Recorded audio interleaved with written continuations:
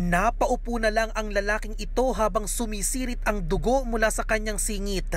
Ganyan siya inabutan ng otoridad sa kanto ng Romualdez Street, UN Avenue sa Maynila kagabi. Napag-alaman na sinaksak pala ng kanyang live-in partner ang biktima. Bangag raw sa alak ang dalawa nang mangyari ang krimen. Mga nakainom daw yung dalawa, tapos doon nagpapahinga na sila doon.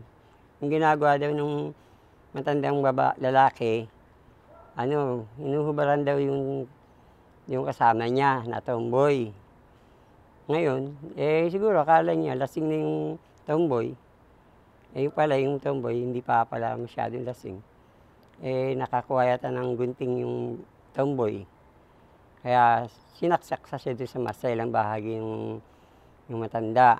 Ayon sa pulis, selos ang pinag-ugatan ng pananaksak. Naunkat yung mga kwentuhan nila dati na alam niyo naman pagkadating sa alak ko So doon nagkapikunan po, hindi na nabanggit ko ano yung mga napag-usapan nila. Na-recover ang patalim na ginamit sa pananaksak at ang kariton na nagsisilbing tirahan ng dalawa. Nagpapagaling na sa ospital ang biktima na hindi na magsasampa pa ng kaso laban sa kanyang kinakasama.